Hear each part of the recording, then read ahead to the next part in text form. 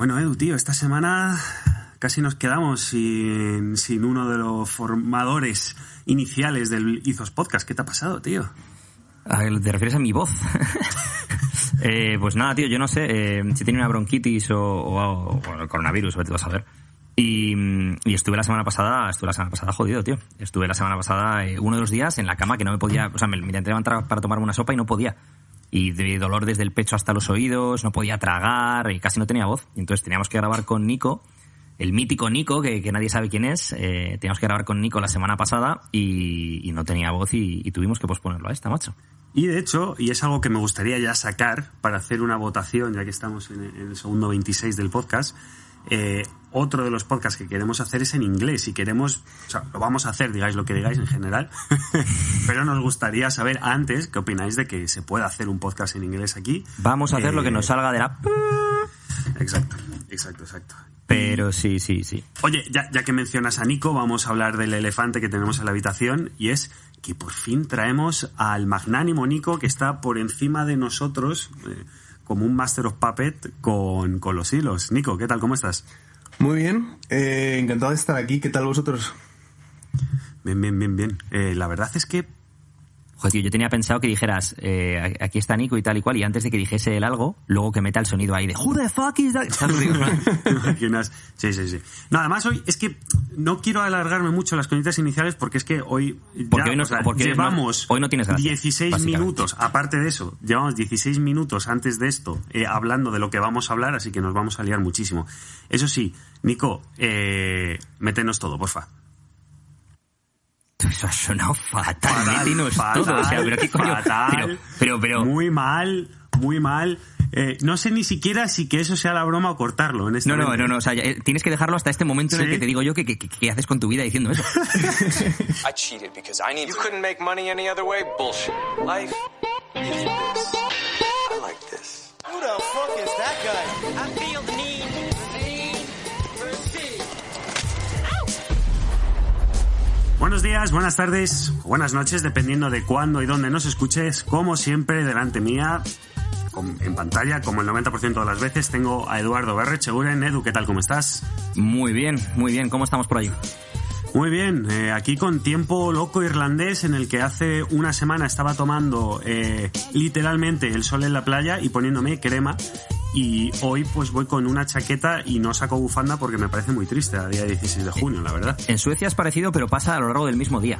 O sea, te engaña que no veas. De repente tienes 22 grados como te hace un frío do carallo. Así que también puede ser eso por lo que me cogí lo de la voz. Seguramente. De hecho. Y en la otra punta del mundo, casi literalmente, tenemos a un grande entre los grandes, a Nicolás Schilke. Nico, ¿qué tal? ¿Cómo estás? Muy bien, por fin ya aquí se me conoce quien el famoso Nico, ¿no? Famoso Nico, que además está preparado, no, hiper preparado, con su pedazo de micrófono, un piano, por si acaso se tiene que poner a tocar en mitad del podcast, lo tiene todo. Sí, esto el piano a mí me recordaba al programa de la Resistencia, ¿sabes? Cuando están ahí con los... Sí, exacto, con las cosas. Y bueno, vamos a empezar con una de las preguntas clásicas ya de nuestro podcast, que es, Edu, ¿por qué traemos a Nico? Pues traemos a Nico porque mejoró el sonido de nuestro podcast de locos, eso para empezar, porque hemos hablado mucho de Nico en este podcast y no hemos llegado nunca a presentároslos hasta este momento. Y porque Nico tiene una historia muy interesante, tío. O sea, Nico es un tío que está luchando y ha luchado por sus sueños y se ha cogido la maleta y se ha ido a la otra punta del mundo, en concreto a Los Ángeles, a luchar por ello. Y me parece muy interesante, tío, todas las historias de la gente que no es conformista, que no espera que la vida le ponga un camino de rosas, Hay mucha gente que parece que cree en el destino, pero cree que el destino es que tú esperas y la vida viene, te llama a tu puerta y te trae todo lo que te tiene que traer o que tú quieres que te traiga, ¿no? Y hay otra gente que cree que el destino se lo tienen que labrar ellos y se buscan la vida donde sea, como sea y haciendo lo que haga falta. Y Nico es de esos. Y además lo hace en un sector en el que, bueno, yo tengo especial interés, que es el mundo de la producción musical o de la producción sonora, ¿no? Porque Nico es productor / ingeniero de música y está cumpliendo su American Dream particular viviendo en Los Ángeles. Nico, bueno, cuéntanos de dónde viene tu pasión por la música y cómo te haces ingeniero musical, que yo no sabía ni que existía hasta hace unos meses, ese término en concreto. Sí, Voy a intentar ser lo más breve que pueda. Desde luego música me ha encantado. De charcos, ya lo sabes, tío, ¿no? Sí. Ponte las botas y pa'lante. La música siempre ha sido lo que más me ha gustado. Nunca ha sido como un tema... O sea, nunca ha sido quiero dedicarme a la música. Siempre ha sido un hobby, simplemente, cuando era joven. Uh-huh. Bueno, más joven. Creo que todavía soy joven. Pero bueno, un día... O sea, literalmente fue el Guitar Hero, se me hizo demasiado fácil. Y dije, yo quiero la verdad porque quiero un challenge, ¿no? Y entonces empecé a tocar la guitarra de verdad. De un día para otro dije, o sea, justo era mi cumple, como una semana más tarde, cuando me pasó esa idea por la cabeza y pedí una guitarra. Y nada, fue un mes de dar clase con un profesor, pero mis notas empezaron a irse a la mierda. Entonces mis padres dijeron, bueno, igual la guitarra no es muy buena idea. Entonces me quitaron las clases, pero como yo quería tocar la guitarra sí o sí, me puse a buscar en YouTube, yo qué sé, tablaturas, cualquier cosa que fuese como aprender como fuese. O sea, me metí a ello de lleno. Y nada, pues cuestión de 2-3 años más tarde ya fue como empezar a montar grupos, escribir música, componer con amigos. Ya todo pues fue como poco a poco. Siempre fue desde un punto de vista de hobby, pero siempre supe que era lo que más me gustaba en el mundo. Entonces luego ya con el paso del tiempo empecé a estudiar una carrera, tal. Siempre digo que mi generación es una generación un poco capulla, que no es cuestión de hacer... O sea, yo si no hacía lo que me gustaba, no era capaz de hacerlo, por así decirlo. Si no quieres, no puedes. Es un poco la mentalidad que tenía. Es un poco, yo a lo mejor momento. me equivoco, pero me da un poco la impresión de que... y yo, bueno, tú eres del 93, yo soy del 85, un pelín más mayor, no me pilla...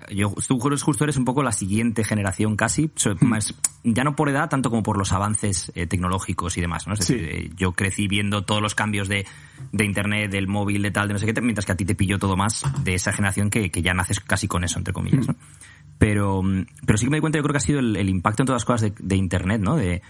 Tanto de... Lo que quieres lo tienes en un clic, lo tienes de ahora para ahora. Entonces, sí. no, a lo mejor no se lidia bien con la frustración. Y luego el ver gente, por ejemplo, con todo el tema de YouTube, por ejemplo, gente que se ha hecho superestrellas de YouTube, ¿no? Y que es en plan, ya no tienes que ser un futbolista de élite y ser Cristiano Ronaldo, o ser un tenista como Nadal, o ser a lo mejor un emprendedor como Amancio Ortega, como quien sea, ¿no? De repente dices, joder, este tío hace vídeos en su casa y mira, ¿no? Y se convierte en Justin Bieber. Sí, yo lo llamo la generación que como que ya no tiene en español la palabra, o sea, al vivir aquí después de tanto tiempo se me ha ido el vocabulario en español, el attention span, es como que todo tiene que ser ya mismo y desde luego creo que en general mi generación y cuanto más joven más todavía, la paciencia cada vez hay menos, diría yo.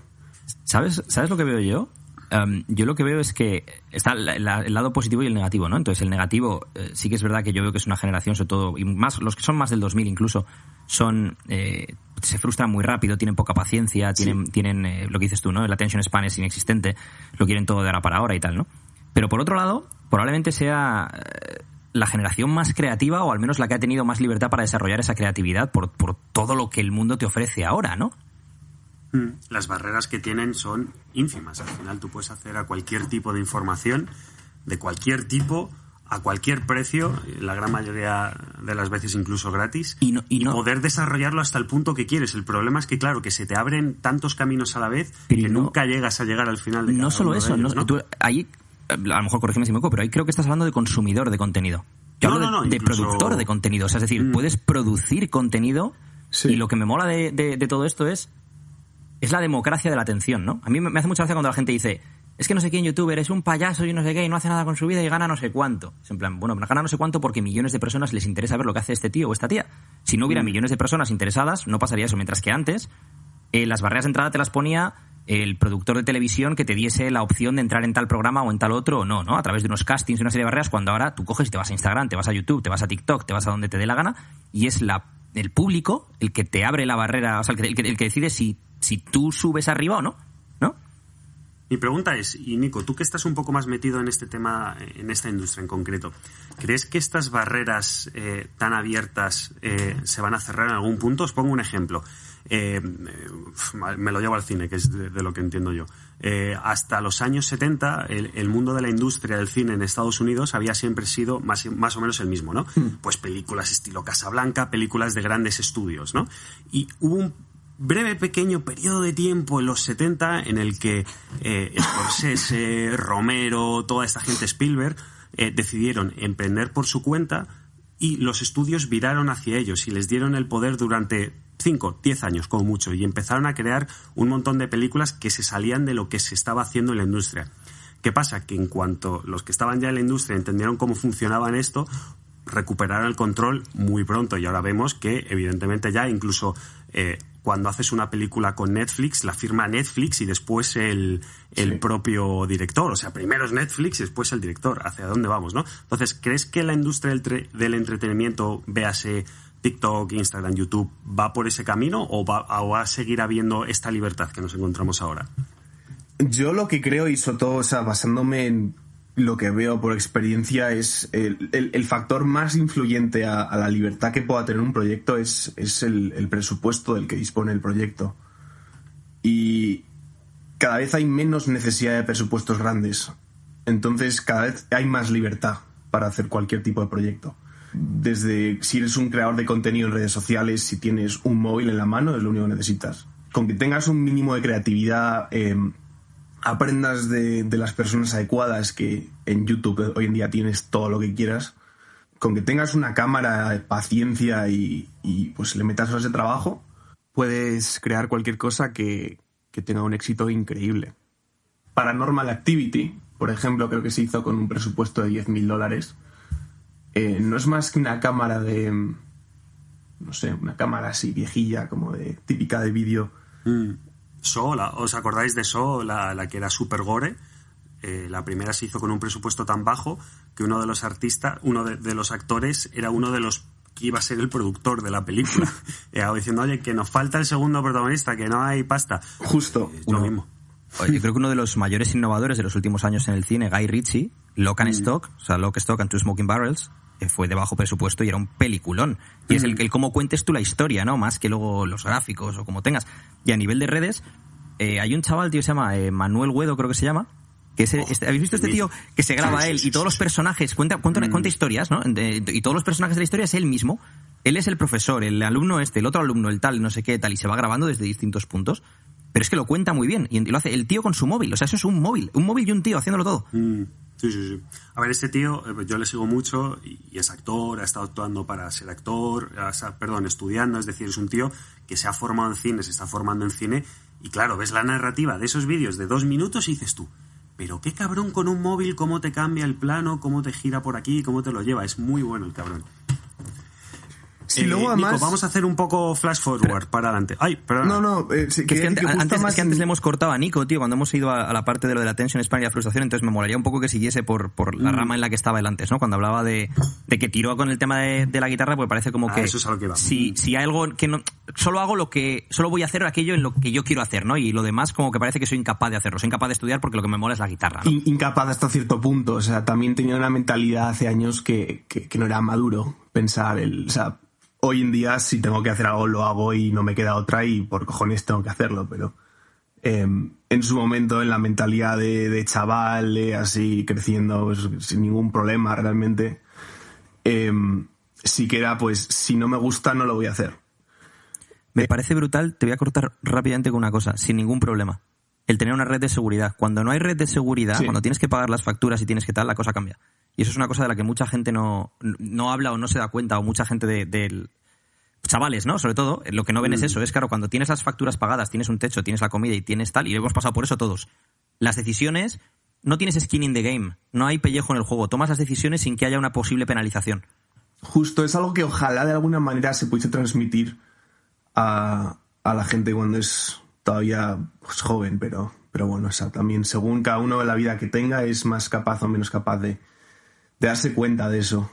Pero bueno, lo que pasó es que, o sea, estaba yo estudiando ADE y no es una carrera complicada como tal, pero bueno, estaba yo bastante amargado. No estaba haciendo lo que quería. En ese momento tampoco pensaba que fuese música lo que quería hacer, pero empecé a grabar a mi grupo de manera independiente, como a aprender autodidacta así, pues cómo producir, cómo grabar y tal. Y me di cuenta de que estaba todo el día pensando en hacer eso. Aunque fuese la manera más cutre posible lo que estaba haciendo, era lo que más me apetecía hacer en todo momento. Y empecé a investigar, yo conocía productores, estudios con los que había estado trabajando con mi grupo y tal, y todos me dijeron que si quería hacer eso, que lo mejor es que te pusieses a hacerlo cuanto antes. En general eso diría que se aplica a cualquier cosa que quieras hacer. La experiencia es lo más importante, más que estudiar algo como tal. Y nada, tengo la suerte de ser ciudadano americano. Me dijeron que Los Ángeles, Nueva York, Miami, Londres eran los mejores sitios, pero que desde luego Los Ángeles era el mejor si podía venir aquí. Y como tenía la ciudadanía americana y tenía familia aquí, me vine aquí, me metí a una escuela de ingeniería y producción simplemente para empezar de alguna manera con pasos más seguros, pero era principalmente para de alguna manera encontrarme en un estudio y luego ya ahí demostrar que tenía las ganas, el interés y mejorar en este campo con la experiencia que eso me daría. Yo, por dar un poco de contexto, Nico nace en el 93 en Estados Unidos, pero ya en el 94 sus padres vuelven a Madrid y él ha vivido en Madrid hasta el 2016, ¿no? Entonces, una cosa que nos contaba Nico es que cuando él fue preguntando pues a productores y estudios de música en Madrid, todo el mundo le decía, ¿no? Pues mira, Miami, Nueva York o Los Ángeles, sin saber que él tenía el pasaporte americano. Entonces yo me imagino que también eso es un momento en el cual para ti en tu cabeza es que se alinean las estrellas, ¿no? Dices, justo, sí. Todo el mundo me dice que ahí es donde está todo y yo tengo un pasaporte americano, pues tú verás, blanco y en botella. Fue literal, así. Fue como una señal. ¿Cómo es el momento en el que tú decides, qué edad tienes cuando decides irte para allá? ¿Y cómo es ese momento de decir, oye, tío, pues me voy para Estados Unidos? Tenía 21 o 22 años. Fue literal, del momento que yo decidí a que me vine aquí, creo que pasó un mes, más o menos. Tenía un billete ya comprado para venir a ver a mis padres, pero no, era simplemente, pues como había estado viniendo cada verano, era simplemente ir a verles y irte de vuelta. Lo tuve que atrasar 2 semanas para que me diese tiempo a mudarme y hacer todo bien, pero nada, como tal, luego te llega el momento de la verdad y lo tienes ya en tu cara el día siguiente que te vas a mudar, pero el decidirlo como tal no me costó porque lo traté todo como, es que todo el mundo me está diciendo todo esto sin saber mi situación y, tengo clarísimo lo que quiero hacer. Todas las señales me están diciendo que soy la persona, desde luego, que más fácil tiene en este momento, en mi situación, hacer este cambio a Estados Unidos. No me costó decidirlo, pero sí que fue jodido. Tengo a todos mis amigos en España. Toda mi vida realmente está en España, aunque yo sea americano culturalmente y en todo yo soy español. Nada, fue duro, pero realmente he tenido una vida que estoy muy acostumbrado a cambios radicales. Yo cambié de carrera. Que te quiero hacer preguntar, porque es una cosa que me parece muy curiosa siempre que lo comento, ¿no? Bueno, Nico, para el que no le esté viendo, Nico es rubio de ojos azules, pero es español, pero tiene pasaporte americano. ¿Ahí que eres? ¿Caucásico o latino? Porque me interesa por el tema de las etiquetas. Bueno, porque, o de yo voy a color, Estados Unidos. Banderas. Yo voy a Estados Unidos y si no me ven el pasaporte, soy caucásico. Sí. Pero si me ven el pasaporte, me consideran latino, a pesar de que soy más blanco que la leche, con los ojos claros. Bueno, el pelo ahora lo tengo más bien castaño, pero toda la vida soy rubio. Entonces, me interesa sobre todo por el tema ese de... yo soy muy de desetiquetar a la gente, ¿no? Sí. Y en este caso, pues como que tú tendrías varias etiquetas ahí, con lo cual te sales del molde, ¿no? Y vamos a hacer una segunda etiqueta, que es que Antonio Banderas fue considerado en los últimos Oscar como el único actor de raza negra ¿Perdón? nominado a un Oscar. El único actor de minorías. No, de raza, literal era, raza era negra. considerado de Sí. raza negra, que es una de vaya. Cuéntame más. Wait, what? No sé, es de coña. Más este país es precisamente de etiquetar como sea, cuando sea, en todo lo que viene a ser cualquier tipo de papeleo, siempre te preguntan tu raza. Aunque seas al carnet de conducir, mi hermana que está ahora mismo aplicando a universidades, bueno, aplicando, creo que en español no se dice así, pero... mandando las solicitudes y tal, ¿no? Sí. Para ingreso. Siempre te preguntan cuál es tu raza. Entonces, tú ahí, tío, porque claro, tu apellido que es alemán, no me imagino. Alemán, ¿no? sí. Suena como apellido alemán, pero tú eres de raíces hispanas, obviamente el aspecto físico lo tienes de alemán, pasaporte americano, ahí, o sea, es que claro, o sea, te sales del molde para esta gente. Yo siempre digo que soy asturiano. Asturias es... Yo soy de Asturias. y Asturias. No, ¿eres español? No, asturiano. No, pero sí, tengo mucha mezcla por ahí atrás. A mí me gusta mucho cuando... ya hablaremos luego, ¿no? Del todo este tema de Black Lives Matter y tal. En una entrevista que le preguntaban a Morgan Freeman por la historia negra, y él decía, ¿por qué historia negra y no historia? Y ya está. Sí. Y le preguntaban, bueno, Morgan Freeman, y dice, un hombre negro. Y dice, ¿pero por qué un hombre negro? Llámame Morgan, yo me llamo Morgan Freeman, tú te llamas John Phillips. No hablo de ti como el hombre blanco, ni tú de mí como el hombre negro. Yo soy Morgan Freeman, tú eres quien seas. O sea, es decir, en lugar de... Claro, eso en España... lo sacaríamos de contexto y diríamos, joder, pero la forma más fácil de describir a alguien, por ejemplo, de otra raza es por su raza. Igual que la forma más fácil de describir a un tío de 2 metros no es diciendo el tío de los ojos oscuros, es decir, el tío de 2 metros. Eso es lo más llamativo que tienes del tío para describirlo si estás en un grupo, ¿no? Pero claro, es que ahí es porque en España no tenemos esa connotación. Tú en España en el DNI no tienes que poner tu raza. No. Es que en Estados Unidos ya empezamos con esa etiqueta desde el primer momento. O sea, es decir, tú eres tal, pum, y ya estás en esta casilla, ¿no? En este colectivo, ya te metemos en esto.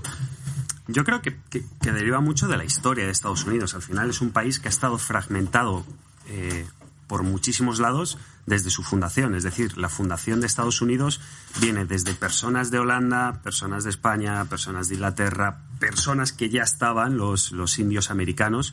Entonces, ya esa fragmentación y esa capacidad que tenemos el ser humano de hacer guetos de forma natural. Es decir, bueno, yo hablando con esto con mi madre, por ejemplo, con mis padres, que bueno, mi padre es italiano, pero se crió en Alemania, y él decía, yo cuando me fui a Alemania hablando alemán, donde me fui a vivir era a un barrio italiano con italianos, y mi madre cuando se fue a Alemania a vivir, ¿a dónde se fue? A un barrio españoles con españoles, ¿no? Entonces, claro, esa fragmentación tan grande que tiene Estados Unidos desde el inicio, con tantas culturas colonizando un territorio, y después formando pequeños estados para después ya formar el estado grande, viene esa, digamos, manía, entre comillas, de fragmentar, saber de dónde eres, saber qué color tienes y saber de qué estado eres, ¿no? Yo aquí lo que encuentro curioso, no sé qué pensaréis de esto, es, por un lado, completamente de acuerdo con lo que ha dicho Carlos, y eso es tendencia natural, ¿no? A irte con los tuyos, entre comillas. Pero claro, aquí lo que ocurre es que precisamente Estados Unidos es un país de inmigrantes, entonces es el país en el que más gracia, entre comillas, me hace que juzguen la inmigración. Es en plan, pero si vuestro país es que está basado en la inmigración, ¿de qué estáis hablando? Y el sueño americano está basado en eso. Y luego yo creo que es que el problema de Estados Unidos es que es un país del tamaño de un continente. Cada estado tiene el tamaño de un país y cada estado es de su padre y de su madre. Es que California no es Texas. Ni la gente de California piensa como la gente de Texas. Es la cultura que tienen es completamente distinta. Y tú vete a comparar, por ejemplo, a alguien de Massachusetts con alguien de Florida. Es que no tiene nada que ver, ¿no? 100%, sí. Además aquí el tema del como del grupo así de inmigrantes es un lugar tan grande que hay espacio para crear, como por así decirlo, microclimas. Y yo realmente no sé el resto de estados, diría que va parecido, pero en el caso de California es que tienes como... Fácilmente tienes 20 minutos en coche de un lado a otro, de un barrio donde son todos persas, donde son todos iraníes, donde son todos coreanos, donde son todos... O sea, incluso aquí también como que se crean microestados de culturas que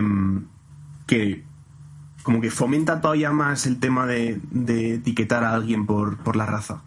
Y o sea, es algo que siempre me ha parecido tan curioso, porque además curiosamente siempre además tiene mucho que ver con el tema. Las mejores zonas siempre son de un tipo de raza, no digo necesariamente blancas, siempre es así.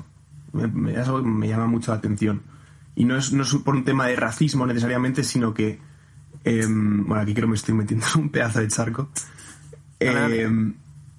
cuando, o sea, todas las zonas en Estados Unidos, los distritos, por así decirlo, se financian con los impuestos de ese lugar. No es un tema de todos los impuestos van a las arcas del Estado y luego ellos reparten a todos, sino que los impuestos van al Estado, pero van de una área más local.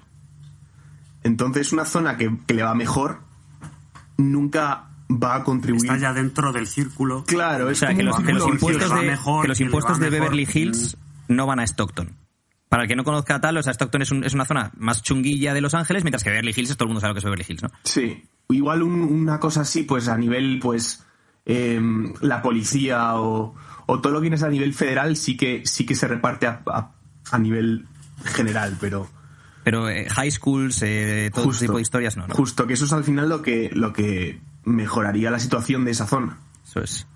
Sí, el que esa gente tuviese acceso al mismo tipo de educación, al mismo tipo de entorno, al mismo tipo de... Al final eso es lo que genera el problema de base, ¿no? El no tener igualdad de oportunidades. No buscamos igualdad de resultados, eso es una quimera, eso no existe. Por el simple hecho de que ninguno somos iguales. Eres más listo, más tonto, más guapo, más feo, más o menos carisma, más alto, más bajo, lo que sea, ¿no? Pero aparte que tengas más o menos capacidad de sacrificio en una persona que otra. Entonces la igualdad de resultados es inviable. Pero que tengas las oportunidades lo más parecidas posibles, lo más... O sea, que no estés... Que no haya gente que en la carrera de la vida salga con 2 kilómetros de desventaja, ¿no? Sí. El problema de eso también es la cultura de base que hay que ya lo hemos hablado anteriormente, ¿no? Del American Dream, del self-made man.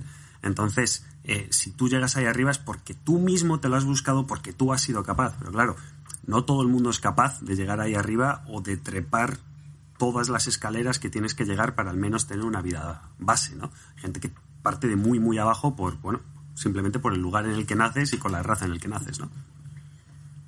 Yo creo que me gusta mucho leer cosas de Thomas Sowell. Thomas Sowell es un economista afroamericano.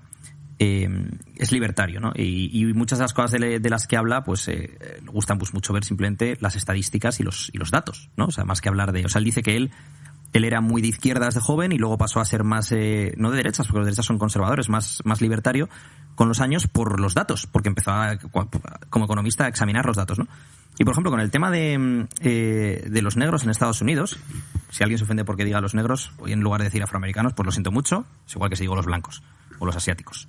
Una de las cosas que dice él es que uno de los mayores problemas que han tenido ha sido que culturalmente se han dado muchos casos de madres solteras con padres que no estaban ahí. Entonces, esto ha dado pues lugar tanto a cómo el propio hijo no tuviese a lo mejor una figura paterna fuerte que la mirase como ejemplo y demás, o hasta que chavales tuviesen que buscarse la vida, si imagínate una familia, una madre soltera con 5 hijos, y tuviesen que buscarse la vida de cualquier manera para llevar comida a su casa o dinero a su casa, ¿no? Y algunos de ellos metiéndose en bandas o en drogas o en esto o en lo otro, porque no les quedaba otra, ¿no? Entonces el problema ahí, de base, parece una chorrada, pero si a lo mejor esos chicos hubieran tenido un hogar más estable de base, no hubieran tenido ese problema. A lo mejor, entre otras cosas, ese hogar más estable pues tiene que ser algo a nivel socioeconómico, tiene que haber algo cultural ahí, es decir, de cómo se transmite el mensaje cultural, de la importancia que tiene el tener una unidad familiar fuerte.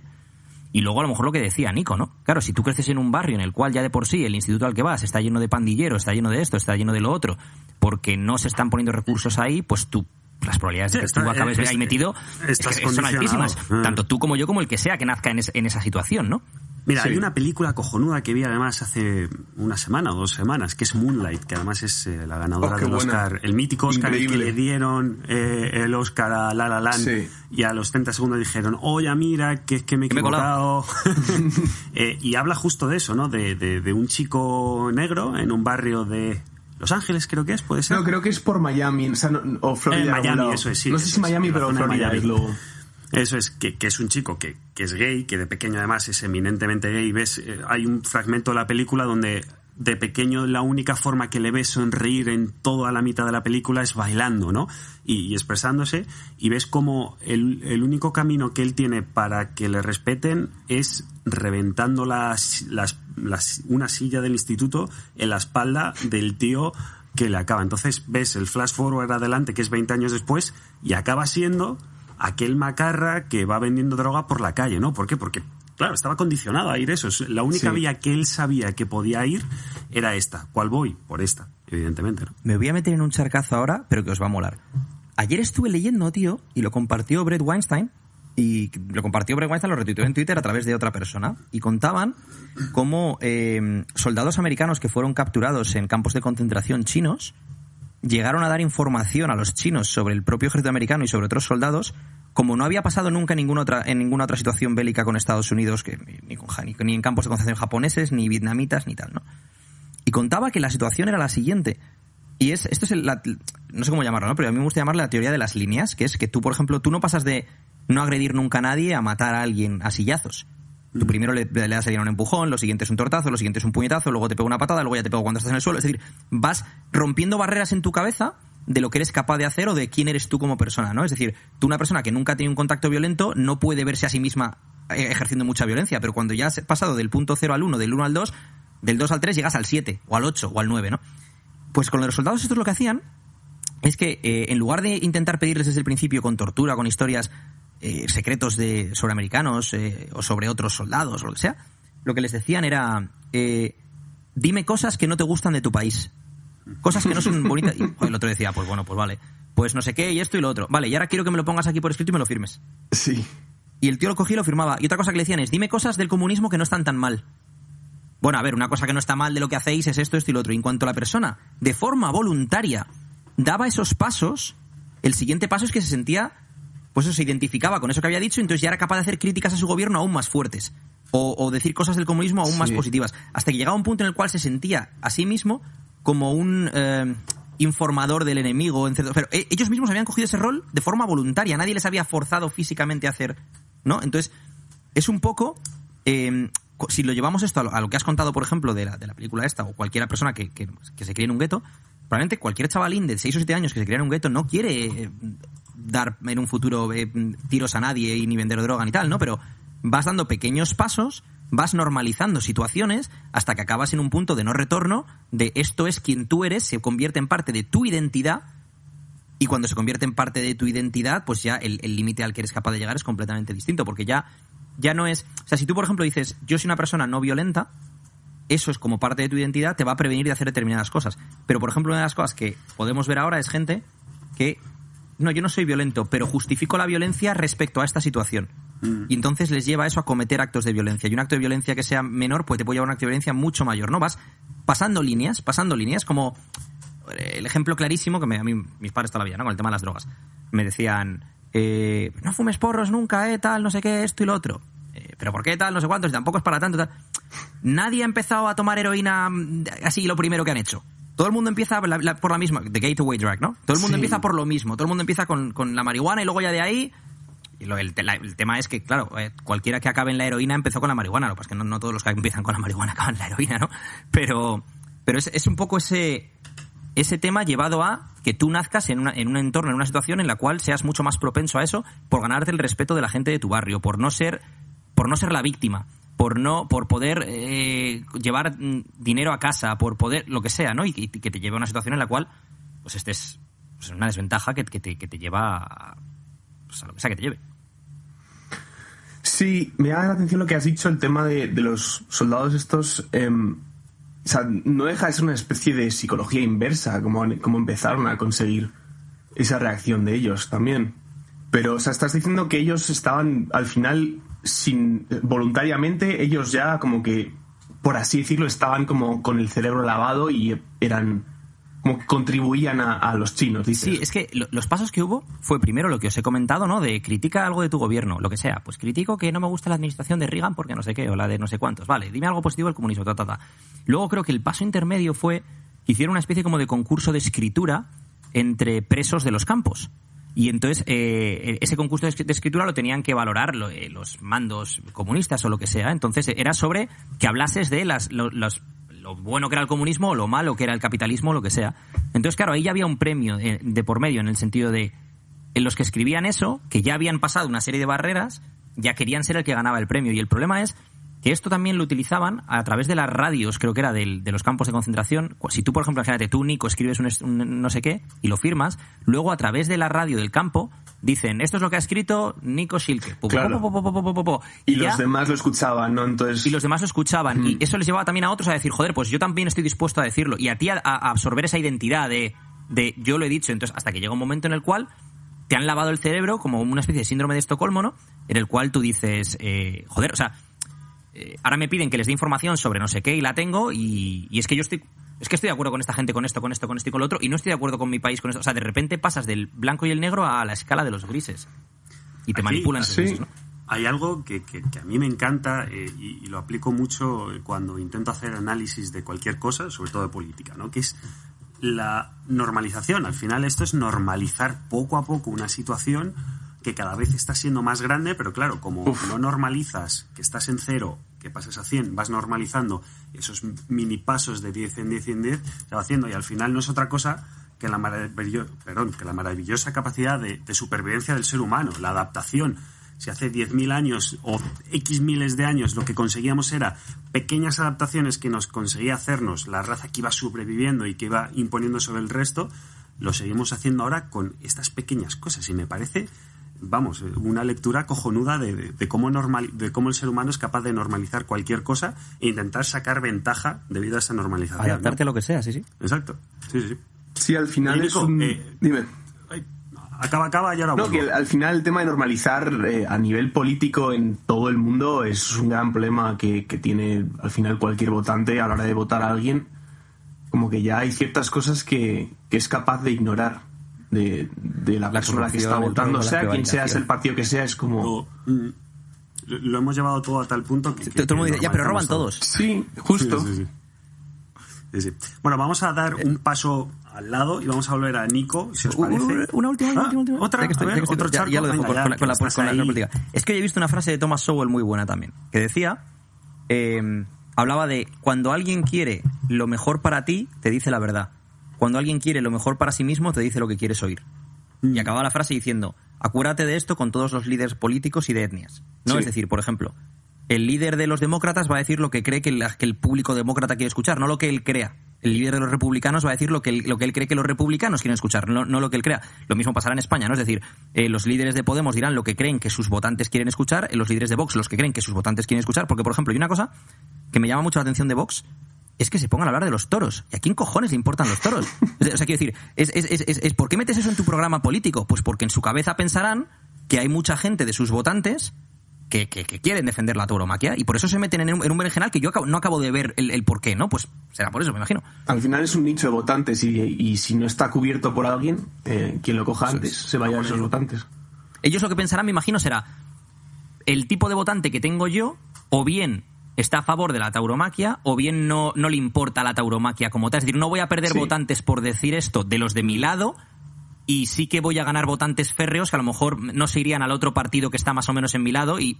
¿no? Sí, no se habían movilizado para votar por lo que fuera y sin embargo ahora eso tienen un asidero al que decir espérate, que este claro, me interesa, ¿no? Pero, y aquí lo interesante es que nosotros como ciudadanos individuales ejerzamos el pensamiento crítico, ¿no? Y en lugar de decir, este tío me representa o este otro me representa, es en plan, a ver, este tío, plantéate que la gran mayoría están diciendo lo que tú quieres oír en función del tipo de votos que ellos quieren conseguir.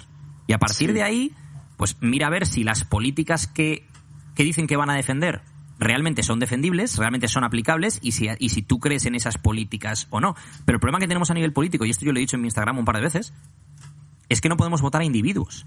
Tienes que votar a un partido. Y en Estados Unidos, por ejemplo, es el bipartidismo, republicanos o demócratas. Ahora mismo te van a elegir en Estados Unidos entre Joe Biden, cágate, y Trump. O sea, es en plan, joder, claro, es que estás jodido. Es que ¿a quién votas ahí? Claro, es que ¿a quién votas? Entonces, la situación es un poco...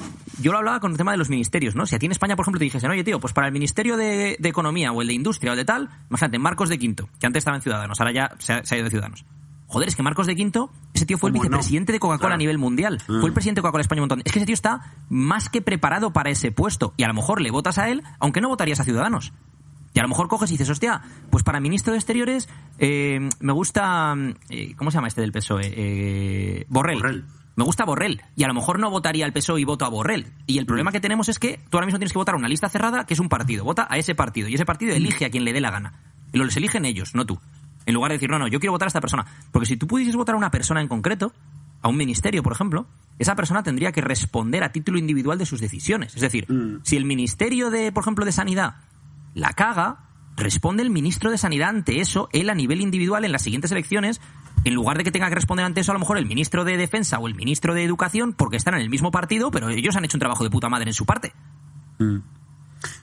Yo os quisiera lanzar pues es un gancho, que os vayáis al Instagram, por ejemplo, de Joe Biden, para ver un poco la normalización, volvemos a la normalización de la simplicidad en la política que se ha llegado al mundo. Es decir, claro, al final tienes en un lado a Donald Trump, que es pues simple como pocos, es decir, pues esto se hace porque se hace así. Entonces, claro, del otro lado han tenido, no sé si él personalmente aboga por esa simplicidad, pero vas a su Instagram y lees posts que son casi como robar está mal. Y dices tú, pero ¿qué hay detrás? Eso es, pero ahí es a donde vamos a una cosa. O sea, yo lo que creo, por ejemplo, con el tema de Biden es simplemente que la gente no puede ir a Hillary Clinton, entonces pues tienes a este otro entonces. Pero, por ejemplo, el tema de Trump y de este tío, ¿son así de simples? Yo dudo que Trump hubiera hecho lo que ha llegado a conseguir si fuera un tío simple. De simple no tiene nada. Lo que pasa es que ¿a qué tipo de público quiere llegar? Una cosa que ha hecho Trump es que Trump ha intentado llegar a la clase trabajadora blanca americana. Entonces, ¿cómo le hablo a esa gente? Porque esa gente me ve como un billonario. Y yo no puedo hablarles como que soy un lobo de Wall Street. Tengo que hablarles como que soy uno de ellos y voy a hacer América otra vez grande, ¿no? Y el otro tendrá que hablar de una forma... como siendo antisistema, cuando no hay más sistema que él siendo millonario. Pero sí. Pero eso es lo curioso, ¿no? Y eso es lo que me interesa de todo este tema con el tema de la política y tal, ¿no? El intentar ver detrás de la persona que te está dando un mensaje, que por qué te intenta dar el mensaje que te está dando y por qué te lo está dando de la manera en la que te lo está dando. ¿Qué pretende transmitirte con eso? Y yo creo que una cosa que hizo muy bien Trump en el 2016 fue alejarse de lo políticamente correcto, porque la gente estaba hasta las pelotas de lo políticamente correcto. Entonces hubo gente que le votó solo porque le dio la impresión de autenticidad. Y a lo mejor ni siquiera el tío era auténtico, porque a lo mejor su mensaje ni siquiera reflejaba su forma de pensar real, sino lo que los demás querían oír. Volvemos a lo mismo. Él dice lo que los demás quieren oír, pero lo refleja de una forma en la cual lo dice como diciendo, a mí me suda las pelotas lo que diga este o el otro. Yo pienso que esto y América no sé qué. La gente dice, hostia, este tío tiene dos cojones, porque mira, no se achanta con lo políticamente correcto. Y eso, si te fijas, es lo mismo que pasa en España cuando te vas, por ejemplo, hacia, por un lado Podemos y por otro lado Vox, ¿no? O sea, son los de lo no políticamente correcto. O sea, son los de los que te van a decir, pues esos son los más populistas al final, ¿no? O sea, los que te van a decir las cosas que van a dar más titulares, ¿no? En lugar de lo más templado. Sí. Seguimos en estos charcos, volvemos a Nico, salimos, venga, vamos a dar un paso. Yo encantado de esos charcos, se disfruta Volveremos, no te preocupes. Oye, una de las cosas que me había apuntado hace 20 minutos sobre la entrevista a Nico era que, haciendo un poco de retrospectiva con otros invitados que hemos traído a nivel profesional y repasando su trayectoria, es que todos en un punto era un paso natural que tenían que hacer, ¿no? Recuerdo a Alejandra, por ejemplo, de Ryanair, que decía, para mí era un paso natural ir a trabajar a Los Ángeles y a probar, y lo hice. Recuerdo a Juan de Tom Black, que decía, pues yo hice mis pinitos en la universidad y mi paso natural fue, ¿qué hago? Pues abrir una empresa. Y para ti fue exactamente lo mismo, ¿no? Vamos a ver, a mí me resulta natural irme a Los Ángeles, que es donde está todo el tema de producción musical. ¿Qué cojones? Vamos, ¿no? Me resulta más natural irme a Los Ángeles a buscarme la vida como productor musical que intentar hacer prácticas en una empresa a través de ADE. Sí. No me veo ahí. A ver, también hice un par de prácticas, tampoco hice tantas como para saber que desde luego no era algo que me pudiese acabar gustando, ¿no? Pero bueno, al final sí que fue como, por lo menos sí que sé que esto otro me encanta. Y desde luego, si acabo consiguiendo trabajar de esto y vivir de esto, voy a ser feliz. No es la única manera de ser feliz, pero voy a ir feliz a trabajar. O sea, al final te importa más estar contento con lo que estás haciendo que le estás ganando más dinero, creo yo, en mi caso, por lo menos. Y luego ahora tengo la suerte de que es algo creativo, que a mí por lo menos me llena muchísimo el tener que, yo qué sé, componer algo para X marca, o sea, es como aburrido a mí no me parece para nada. Y además me pagan por ello. Súper fácil hacer ese cambio para mí. ¿Qué más quieres, no? Hay una cosa que me parece Me han venido dos cosas a la cabeza con lo que has dicho. Una, un discurso de Jim Carrey que hablaba de... Le preguntaron por qué él se convirtió en Jim Carrey, ¿no? El cómico, el actor de cine, el estilo otro, ¿no? Y le decía que él esa vena cómica y esa vena artística y el querer llamar la atención la tiene desde pequeño. Siempre hacía shows y en su casa y para sus tíos y para los amigos y para tal y para no sé qué. Y que esa vena la heredó de su padre y su padre también la tenía. Pero que su padre había sido contable y que su padre le echaron del trabajo con 40 y tantos años y se quedó en la calle. Entonces dice... nadie te asegura que vayas a tener una vida segura y un trabajo seguro y tal y cual. Entonces, si vas a fallar, al menos falla en lo que sea que te ilusiona. O sea, si no quiero fallar siendo contable, que no es una cosa que no quiero hacer, que es lo que le pasó a mi padre, ¿no? Decía él, dice, yo quiero fallar intentando ser un cómico. Y si soy cómico y fallo, al menos fallé en lo que quería llegar a ser. No fallé en otra cosa que no quería llegar a ser cuando podía haber hecho esta otra cosa, ¿no? Y esas son las cosas que me han venido a la cabeza. Y la segunda ha sido cuando has dicho lo del dinero, ¿no? Que es, por un lado, el dinero no debería ser el factor único por el cual tomamos decisiones, más allá de tu número de libertad, ¿no? Es decir, el número en el cual tú puedes satisfacer tus necesidades de vida. Claro. Que eso pues hay que cubrirlo y punto. Pero también puedes cubrirlo, por ejemplo, puedes ser productor de música y luego trabajar de reponedor en un supermercado, si no te da para eso. Es decir, es buscarte otra forma de hustle, ¿no? Que eso además es el 90% de Los Ángeles, es así. Son camareros que son actores, sí. Quiero decir, ese es un ejemplo muy claro en Los Ángeles. Gente que se está buscando su sueño y se gana la vida con lo que sea para hacerlo, ¿no? Pero aparte de eso, si realmente haces lo que te apasiona y tienes un cierto grado de autoconocimiento y eres consciente de si eres bueno o no, es decir, por ejemplo, si tú eres un actor pésimo pero te empeñas en ser actor, pues hijo, es que no tienes un grado de autoconocimiento, por mucho que te apasione, a lo mejor tienes que tener un poquito más de autoconocimiento, ¿no? Pero si tienes algún grado de autoconocimiento relativamente bien equilibrado, o sea, la brújula no te va mal, es probable que puedas llegar a ganar incluso mucho más dinero haciendo eso otro que parece descabellado, porque puedes llegar a ser potencialmente mucho más bueno en ello y un recurso mucho más escaso de lo que podías haber sido en esto otro, ¿no? Por ejemplo, hablando de ADE o de económicas, claro, yo tengo amigos que han estudiado económicas que ganan una barbaridad de dinero, porque a lo mejor el tipo de puesto de trabajo al que han llegado, trabajando, pues eso, imagínate, en banca de inversión y demás y tal. Pero luego tengo amigos de económicas que trabajan de currito en una empresa y son 1000euristas. Sí. Entonces, no es estudio ADE o económicas, por ejemplo, y eso me lleva a, vale, trabajo 16 horas al día pero gano $500,000 al año. No, hay gente que llega a eso y a más, pero hay mucha gente que no, que gana lo mismo o menos que ganarías en lo que te apetece hacer. Entonces... Sí, pero al final los que llegan a más no es porque hayan estudiado ADE, es porque han tenido la voluntad, como la fuerza de voluntad y las ganas de llegar a más. No estudio ADE porque quiero llegar a más, no, es quiero llegar a más, tengo ADE en mi currículum, pero tengo la fuerza de voluntad para hacer lo que haya que hacer para llegar a más. No, o sea, no están donde están porque tengan ADE como tal. ADE es el medio. Mira, sí. Ejemplo claro. Valtteri Bottas y Lewis Hamilton llevan los dos el mismo coche, llevan los dos el Mercedes. Pero Lewis Hamilton creo que ha sido, no sé si 5 o 6 veces campeón del mundo y Valtteri Bottas no. Es decir, los dos llevan el mismo medio, los dos llevan ADE, llevan el mismo coche. Pero uno es campeón del mundo y el otro no. O sea, es eso, ¿no? También entre comillas, es decir... el ejemplo de Fórmula 1 es muy drástico, ¿no? Pero es eso, a mí me das ahora mismo el coche de Lewis Hamilton y lo estampo en la primera curva, no porque me des el coche de Lewis Hamilton voy a ganar el campeonato del mundo de Fórmula 1. Tienes que ser Lewis Hamilton o Vettel o 2 o 3 tíos que están a ese nivel para ganar con ese coche, ¿no? Sí. En ese sentido yo siempre he tenido una mentalidad muy de... Yo dependo de mí mismo y de... O sea, hay ciertas cosas, hay factor suerte, hay factor... pues estar en el lugar adecuado, en el momento adecuado, todo ese tipo de... pues de cosas que se escapan de tu control, pero si tú no das la talla que tienes que dar cuando tienes ese momento, esa oportunidad, va a llegar otro y te va a quitar esa, en mi caso, pues el conseguir un proyecto concreto o que un artista quiera trabajar conmigo. Si la única oportunidad que tengo primera para trabajar con ellos no doy la talla, aunque yo pueda dar la talla en otros momentos, yo que sé, ese día he tenido un mal día, te tienes que acostumbrar al final a siempre ser capaz de dar como el 300% de lo que eres capaz de dar. Te llega la oportunidad, lo haces como sea, demuestras que eres capaz de hacerlo y hay mucha gente que pues, también al final te curtes pasando por ese tipo de situaciones muchas veces. También me ha llamado la atención lo que has dicho de ser consciente también de lo que eres capaz de hacer. O sea, no...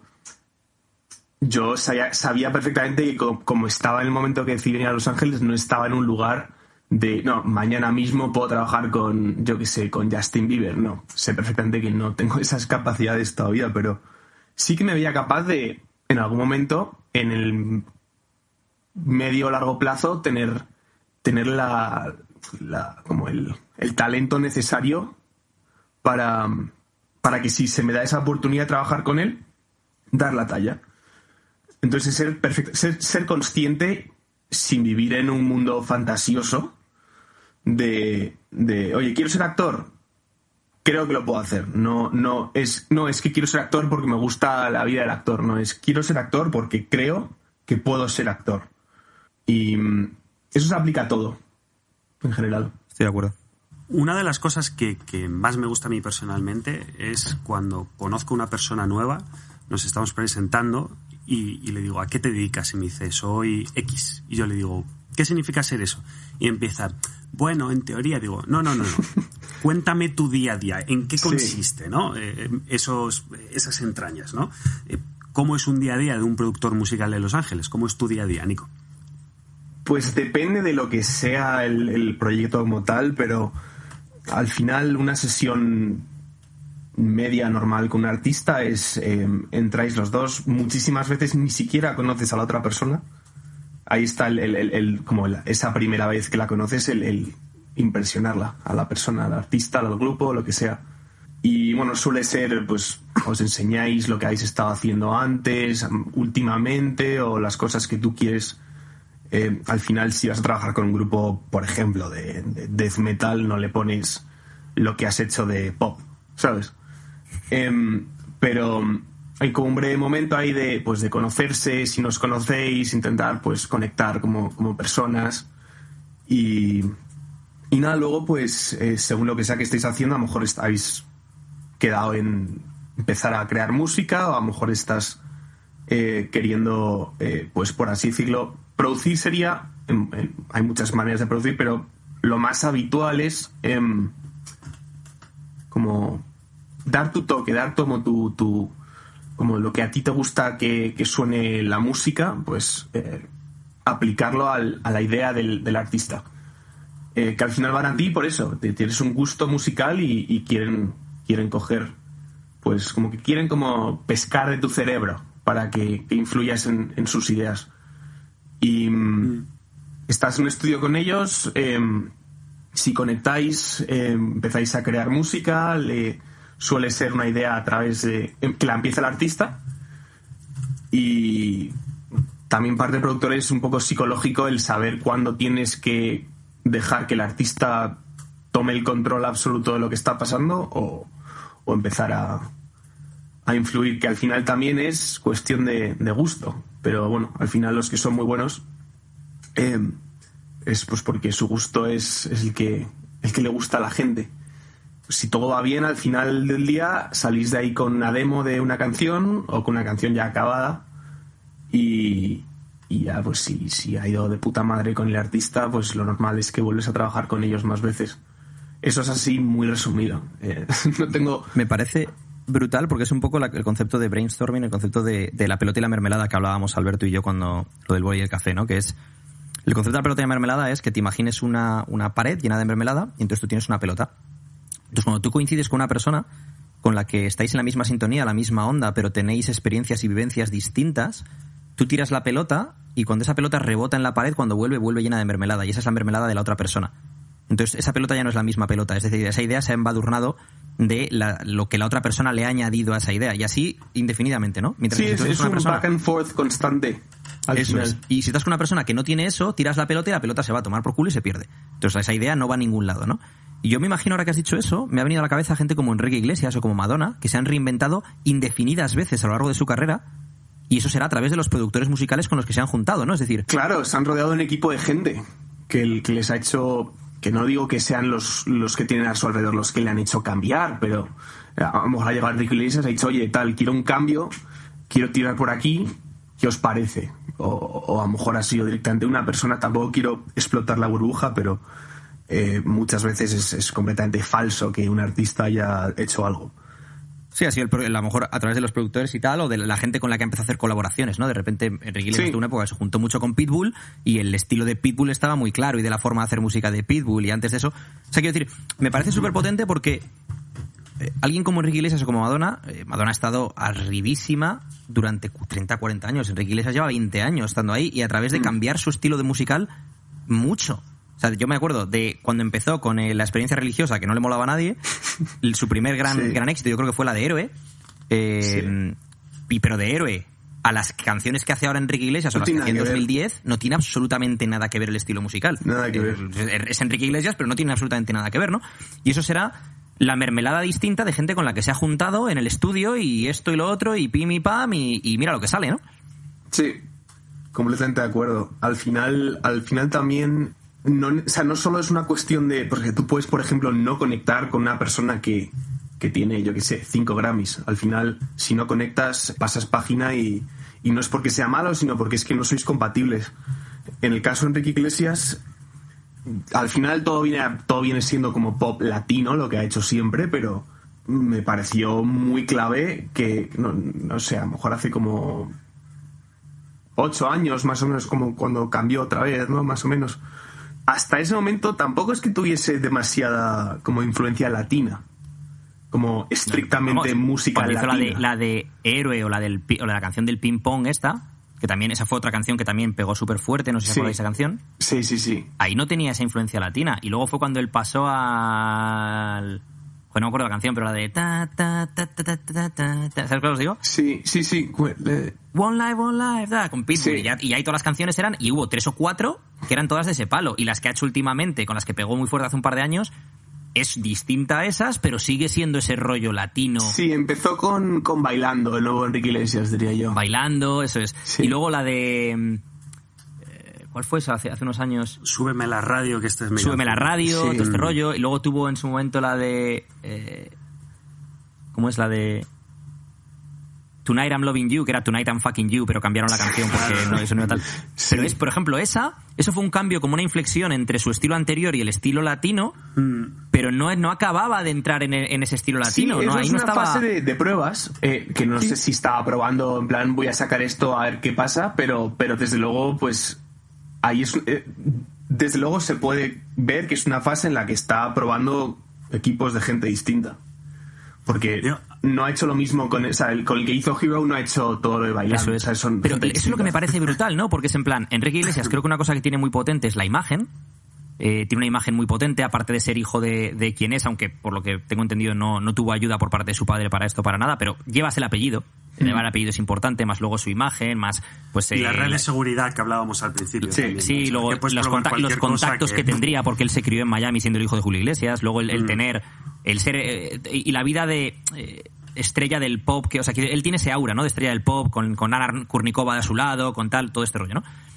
Pero lo ha hecho muy bien con la gente con la que se ha juntado para hacer los giros que ha hecho a lo largo de su carrera, porque eso es una cosa muy importante, es decir, él no estaría ahí si no se hubiera juntado con la gente que se ha juntado, y eso es un mérito de los dos, tanto de la gente con la que se ha juntado, que le han ayudado a evolucionar musicalmente y seguir estando ahí y seguir progresando, como de él de tener la humildad de decir, hostia, voy a escuchar a este tío que me está diciendo que mejor haga esto y que tal y que no sé qué, o vamos a hacer este cambio, porque habrá gente que diga, no, mira, yo soy Enrique Iglesias y yo las cosas las hago así, y así es como se hace y tal y cual, ¿no?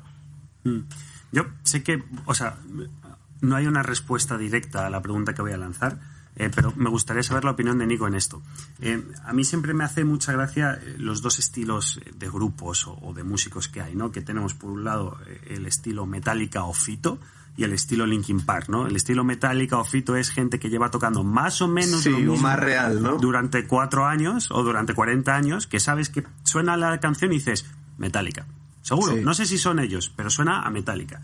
Y después está, por ejemplo, el caso Linkin Park, que te sacan un disco de lo que hacen ellos, que ni sé, o sea, que inventaron prácticamente el género, y después te sacan un disco entero de canciones súper introspectivas con guitarra y otro con hacen un remix con Jay-Z a tope, ¿no? Entonces, como productor musical, ¿en qué lado te sitúas de los dos? Es decir, ¿eres de los que prefieres ir reinventando la rueda cada 2x3 o, oye, mira, si sé que esto funciona y estoy cómodo en este estilo, ¿por qué no me quedo aquí?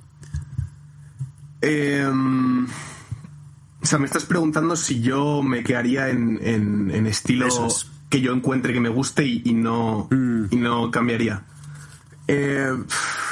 Una pregunta muy, muy difícil. A ver, al final yo no estoy... O sea, como que yo no tengo una fórmula de lo que a mí me gusta hacer. O sea, no es un tema de yo hago esto porque es lo que me gusta y tal. No.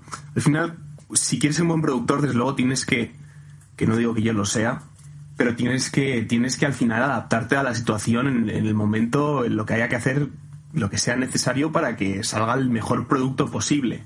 Puede ser, en el caso pues con Metallica, si yo trabajo con ellos, jamás se me ocurriría decirles, no, sé que quieres hacer esto, pero tenemos que hacer esto otro porque es lo que el mercado exige. Con ellos no tiene sentido. Al final tienen un nicho de oyentes que van a escuchar a Metallica por lo que es Metallica, pero sí, eso sí que sería más posible, por ejemplo, con Justin Bieber o con cualquier perfil de pop, que al final el pop es, por definición, es pues lo que es popular en ese momento. Con ese tipo de artistas sí que tendría más sentido hacer lo que pide el mercado en ese momento, por así decirlo, incluso que esto sea lo que te llevaría a trabajar con miles de artistas después del que lo hagas, después de lo que sería hacer esto que voy a decir ahora mismo. Puedes incluso, dentro de buscar que sea lo que más quiera el mercado en ese momento, innovar de alguna manera, por así decirlo, como adelantándote a lo que tú crees que el mercado va a querer. Eso es mucho de lo que ha hecho Enrique Iglesias, ¿no? El sí. Ir como de pionero de determinado tipo de música cada vez que... Y al final es gracioso porque todo eso no... O sea, lo que viene a ser la música pop es lo que se escucha en ese momento, pero casi todo lo que ha hecho que el pop cambie no se ha creado para el pop, se ha creado para géneros alternativos, el indie, el folk, pues toda la música electrónica que ahora mismo es prácticamente sinónimo de EDM, pop. sí. Nada se ha creado para pop, todo existía antes, solo que alguien dijo, creo que este elemento de este tipo de música va a mejorar el pop. Y al final es como pescar de otras cosas y hacer una especie de sopa de ingredientes. Un tío que me parecía la bomba con esto como productor y compositor musical, aunque es conocido como DJ, era Avicii, tío. Sí. Avicii reinventaba la música constantemente, o sea, era tremendo. O sea, su trabajo no era ser DJ e ir a yo que sé, a Tomorrowland a pinchar, ¿no, tío? Si es que lo que es un productor musical y un compositor brutal. Y reinventa constantemente, tío. Y es además, él o sea, quería solo ser productor. O sea, él le ponía muy nervioso el tema de ser DJ y el tener como que... Tenía como ansiedad social el tema de... Que me le pasa a mucha gente. Es que tiene que ser súper jodido. Sí. El documental ese suyo es brutal. Tiene que ser súper jodido. Primero, tener que estar viajando por todo el mundo constantemente. Pero constantemente. Segundo, el vivir de noche constantemente. Y el subidón que te da 80.000 personas bailando la música y luego irte tú solo a una habitación de hotel, tú solo porque tu familia está en la otra punta del mundo, porque, o sea, es decir, es como unas subidas y bajones constantes brutales, ¿no? Bueno, esto lo estamos viendo ahora mucho en redes sociales con famosos que después de 3 meses de confinamiento sin estadios llenos que los alaben, que llaman la atención en redes sociales, sacan teorías locas o lo que sea, ¿no? Entonces, debe ser lo que dices tú, súper complicado bajar ese ánimo, ese pico de adrenalina abajo y decir, ostra, que ahora soy un tío que me siento en un sofá. O sea, no imagínate, más que eso. Un futbolista del Madrid, por ejemplo, salir al Bernabéu y 80.000 voces. ¡Wow! Eso tiene que ser increíble, ¿no? Imagínate, pues es un tío como lo de Avicii y luego en el caso de los DJs, pues las drogas que hay involucradas para poder sobrellevar ese ritmo de vida, básicamente. Pero sí, tío, o sea, cuando has hecho esto de lo de reinventar la música o de tal, o sea, me ha venido a la mente Avicii, luego Kygo es bastante bueno también en ese sentido, ¿no? Ha creado un género como el Tropical House o lo que sea, que es como prácticamente suyo, ¿no? Entre comillas. Y son gente que va creando cosillas que dices en plan, tío. Pero la de Avicii es que era cada canción que sacaba era otro rollo distinto. O sea, no era... O sea, se hizo famoso con Levels y ya me dirás tú que tiene que ver Levels con Hey Brother y ya me dirás tú que tiene que ver... O sea, y te iba sacando cosas que decías, tío, este tío es... Y todo era la polla, ¿no? Sí, además recuerdo que recibió bastante crítica porque mezcló la electrónica y el country. Y la primera vez que lo escuché, o sea, yo no voy a mentir, yo también pensé, ¿qué es esto? ¿Qué coño es esto? Sí. Y a la quinta, que pasa mucho con la música pop, ¿no? Que a la quinta te empieza a entrar y dices, tú qué cabrón, se me ha filtrado entre las neuronas, coño. Justo. Pero luego, por ejemplo, yo me acuerdo, además no hace tanto, cuando realmente tampoco sé cuánto se escucha el trap en España, pero aquí, bueno, está como empezando a bajar un poco en general lo que se escucha de trap, pero recuerdo hace 3-4 años, cuando yo llegué, tenía pues al mentor que tenía yo en el estudio en el que estaba, que él hace música country, y le dije, oye, el trap está en todos lados. ¿Se te ha ocurrido coger y mezclarlo con country? El tío, ¿qué haces? ¿Estás loco? Tal, ¿cómo vamos a hacer eso? Y el año pasado salió Old Town Road, Exacto. que hace esas dos cosas, y creo que a día de hoy es la canción más escuchada de la historia. Es una locura, sí. Al final es arriesgarte, mezclar dos cosas que no haya mezclado nadie nunca antes, y bueno, a base de hacerlo una y otra vez, pues si tienes suerte y eres bueno y tal, puedes acabar dando con una especie de formulilla que funcione. El proyecto adecuado con la persona adecuada, ¿no? Una cosa que yo creo que Avicii tuvo mucha suerte también, es que con lo talentoso que era y el pelotazo que pegó, que a través de Levels, el tener acceso a producir con Chris Martin de Coldplay, a producir, es decir, o sea, tuvo acceso a gente que casi eran ellos los que querían, además era lo gracioso, era Chris Martin el que quería él hacer algo con Avicii, no viceversa, es decir, pero claro, Y eso quería trabajar él con Chris Martin con Avicii porque Chris Martin fue capaz de ver que Avicii era como el siguiente sonido que venía a estar de moda. Entonces, lo que quería hacer era llegar antes que el resto a juntarse con ese tipo de escena. Y creo que lo han hecho con Chainsmokers también, que estaban muy de moda hace un par de años y sacaron una canción juntos. Él precisamente es muy dado a, por así decirlo, querer como presumir de yo lo hice antes que los demás, en ese sentido. Pero sí, al final es arriesgarte con algo que no haya hecho nunca nadie, y si lo haces bien vas a traer a la gente adecuada porque van a querer trabajar contigo. Una cosa que te quería preguntar, que es un charcazo, que no tiene que ver con esto, pero que no quiero obviarlo en esta entrevista, es viviendo en Los Ángeles, ¿cómo se está viviendo allí todo lo que se ve a través de redes y de noticias y tal? Sobre todo cómo se vive como ciudadano de a pie, ¿no? Es decir, se vive la crispación que se ve en Twitter y que se ve en esto y lo otro, se vive en la calle, la inseguridad que se vive en la calle.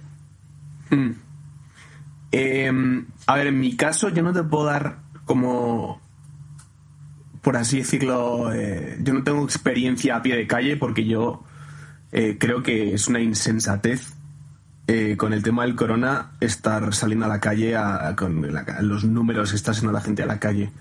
Yo concretamente además tengo un padre que tiene problemas de salud y no quiero ser la persona que pues porque haya salido a quejarme, que yo lo haría en cualquier otro momento. O sea, yo no quiero ir con la carga de que le he dado corona a mi padre. Entonces, en ese sentido no te puedo dar como experiencia a pie de calle, pero sí que es gracioso porque con el tema de la pandemia y la cuarentena no había nadie en la calle, como que volvía, pues este final de mayo más o menos, volvía a estar todo como más habitado en la calle, más como vivido, por así decirlo. Y ahora con el tema de las manifestaciones estas del racismo, va por zona. Tienes zonas súper vacías de gente, como que han vuelto a vaciarse. El corona no... O sea, sé que están volviendo a crecer los números de corona aquí en Estados Unidos, pero tampoco es que haya sido algo tan espectacular en California. Pero como que estaba más vivida la calle hace 2 semanas, pero quitando las zonas donde están las manifestaciones, vuelve a estar vacío ahora todo. Es una mezcla de la gente que tiene como miedo ya no hay toques de queda, que había hace una semana todos los días, pero yo diría que la gente tiene como miedo de repente toparse con una marabunta de gente. Sí. y lo que puede pasar ahí, ¿no?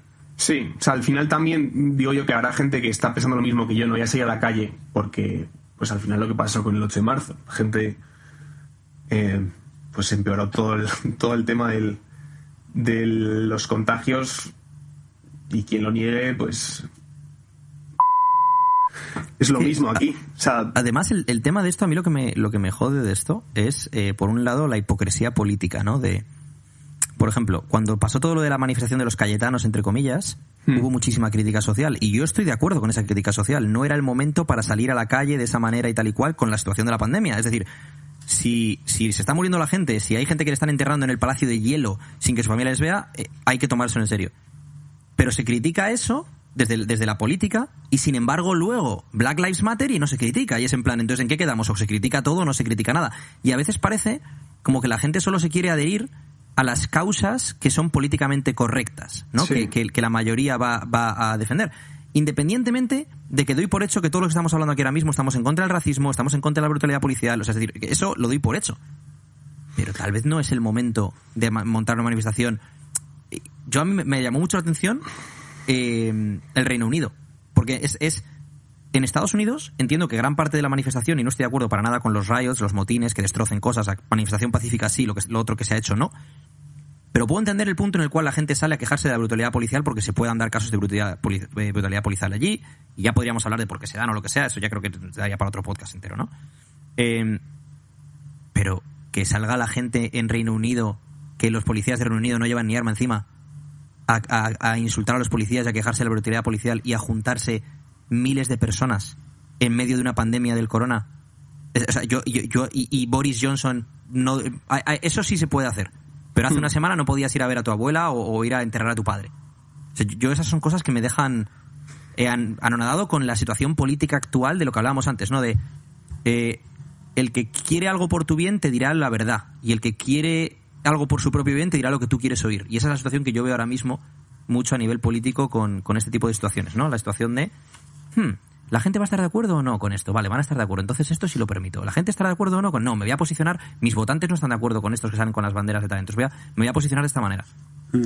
Yo creo que esto es un caso concreto de la tormenta perfecta, ¿no? Que, bueno, en aviación, por ejemplo, cuando se cae un avión, normalmente no se cae por una cosa, es porque ha fallado 17 cosas en el mismo momento, en el mismo vuelo, que hace que ese avión se caiga, ¿no? Pues esto ha pasado lo mismo, que es un momento de crispación política derivada de la crispación social de estar en tu casa durante 3 meses, de la crispación social que se ha generado por tema de los políticos que están en el poder, en este caso Donald Trump, por ejemplo, que lleva que además, como estás encerrado en casa, no tengas otra cosa que hacer y puedas ir a la manifestación en vez de ir a trabajar, que es lo que tienes que hacer un lunes a las 12 de la mañana, y que hace que además tú consumas muchísima más información de aquello que estés consumiendo porque estás trabajando menos, ¿no? Entonces, claro, se ha formado esa tormenta que ha derivado en lo que estamos viviendo ahora mismo, claro. Y además información dentro de tu cámara de eco, porque la gente en redes sociales tiende a solo seguir aquello que va de acorde a su propia ideología, con lo cual solo ves el mismo tipo de noticia que vaya acorde con lo que tú estás siguiendo, ¿no?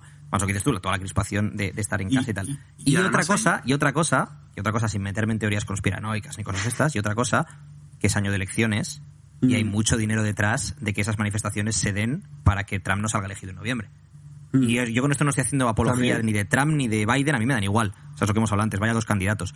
Pero que hay que ser consciente también de eso. Es decir, la última vez que hubo mucho jaleo con esto de Black Lives Matter fue en 2016, año de elecciones. Es decir, todo esto que eso es lo que me da rabia con este tipo de situaciones.